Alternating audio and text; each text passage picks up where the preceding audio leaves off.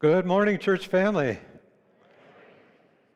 You know, in the 11th chapter of the book of Hebrews, it gives us the definition of the word faith. But I'm pretty sure that if I were to go around the church and maybe ask 10 different people what that word meant to them, we'd probably get a handful of different answers. I like to think of faith as a lifestyle. I like to think that it's who we are, that because we've encountered Jesus and because we have Christ in our lives, that our faith is who we become. And when you do look at your faith that way, your faith affects every decision you make and it influences everything you do. Well, on a much larger scale, that's what our Catholic social teachings is all about. Just as we apply the teachings of Jesus to the situations that we encounter in life, on a universal scale, the church applies the teachings of Jesus to the situations that the world encounters. Simply put, Catholic social teachings is how the church promotes and applies the gospel of Jesus to the world. Our Catholic social teaching, which I might just use the acronym going forward as CST, it's a little bit easier, but our Catholic social teaching is how the church applies the gospel of Jesus to the world. Now, I did the best I could on this topic with the time that I had, and I am certainly no authority on this subject, but if I had to describe it to a stranger, I think I'd begin by telling them it's a collection or a volume of work that has accumulated over decades, and it's primarily consisting of letters that were written by former popes, and the letters the church calls encyclicals. And a couple of examples of events that I'm talking about or referring to that were so significant might have been the popes spoke out to us during the Great Depression and during World War II. But they were events so significant that they were affecting the moral fabric of our culture, the moral fabric, and that's why the popes got involved. Our CST consists of 7 pillars, and my brother Deacons Jim and Paul have already addressed 5 of them. So I've got the remaining 2, which are entitled Solidarity, the Dignity of Work, and the Rights of Workers. Now, the Pope that wrote the letter addressing my 2 topics was Pope Leo XIII, way back in 1891. And in Latin, his letter was called Rerum Novarum. And I've seen different translations of what that means, but the one that I liked most was it means of revolutionary change. And the issue at hand, the moral disruption he was concerned about, was a result of the Industrial Revolution and the tremendous impact that it was having on the working class. Some historians say that the Industrial Revolution caused the greatest shift in society, in economics, and in politics that the world has ever seen. Handmade products that were once being made independently were suddenly being mass-produced in large factories. The sewing machine might be a good, simple example. The sewing machine all by itself displaced thousands of workers.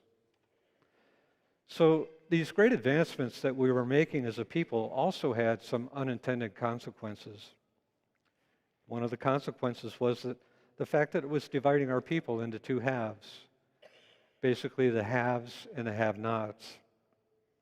And this situation also brought to the fore 2 competing ideologies of government, specifically capitalism and Marxism. Not that the church wanted to get involved in the politics, actually it was pretty much the other way around. It was the politics and the policies of both these ideologies that the Pope felt was leading us away from the teachings of Jesus.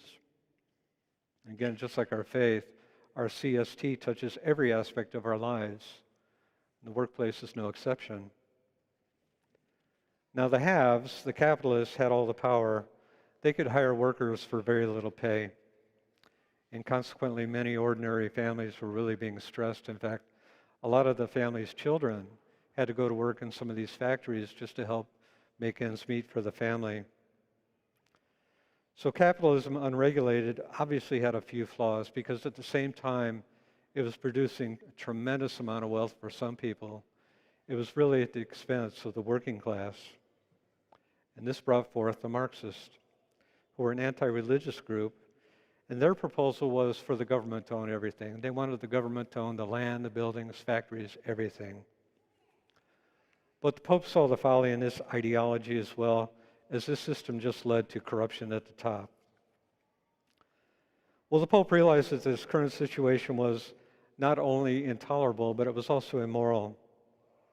He knew that for a society to thrive and stay at peace, that the society needed to address the needs of all of its people, every individual. And so in the name of the church, he spoke out.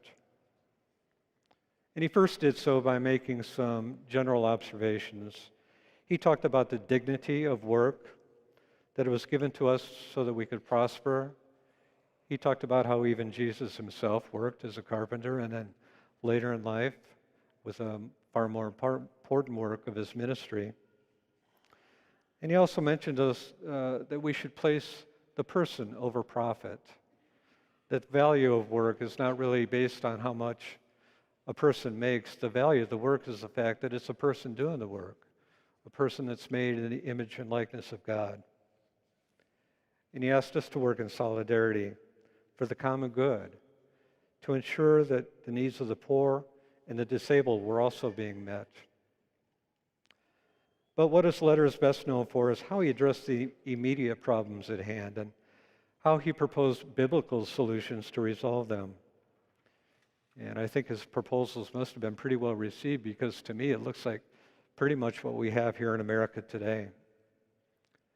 He first rejected the Marxist view that the government should own everything.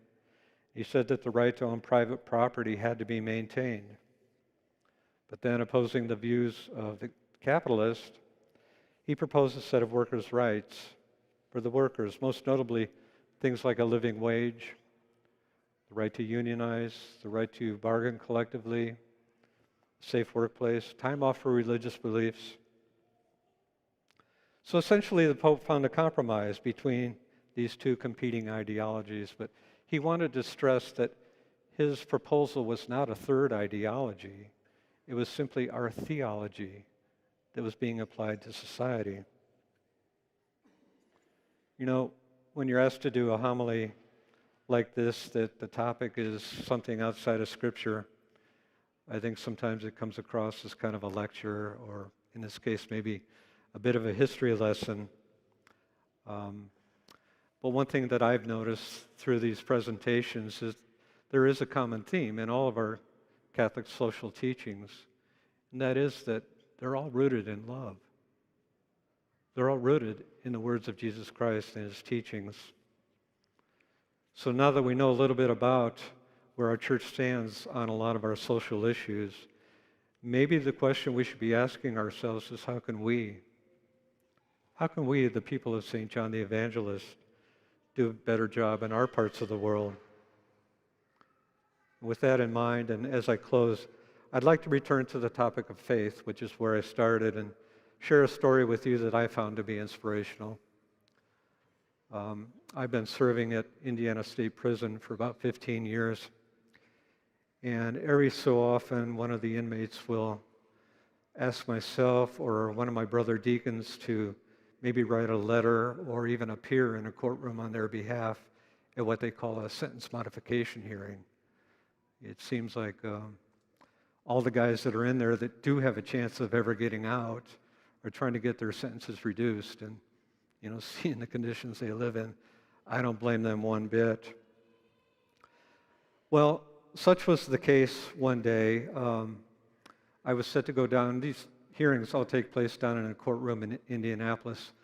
I was set to go down there in the morning with one of my brother deacons to appear for a man that we got to know very well. Otherwise, we wouldn't have represented him. But we were set to go down there, and we'd gone enough together that we used to take turns driving. And I don't want to share this man's name. I know some of you here know him, and you might even figure out who I'm talking about by the time I finish. But he called me the night before we were to leave, and he said, "Hey, Eddie, I just had to blow out my car. Do you think you could drive tomorrow? And I don't have enough money to buy a new tire." I was shocked. I was really shocked to hear him say that he didn't have enough money for a new tire. This man I'm talking about is a doctor. He's a registered MD. So I just simply said, well, sure, I'll drive. And so the next morning I went to pick him up, and he got in the car. He thanked me again for driving. And he began to tell me why he didn't have any money. And this man's about my age, maybe a few years younger, I'm not sure. But he said, I don't have a bank account, and I don't have any money saved. I don't even like to have extra money laying around. He said, I know what it takes for me to get by each month, and I set that aside, and whatever's left over, I give to some of my family members or people that I know that are in need, that need the help. And I thought to myself, wow, there it is. There's a man whose faith is his lifestyle. He is living it out. And I thought to myself, I'm trying hard, but I'm just nowhere close to this man.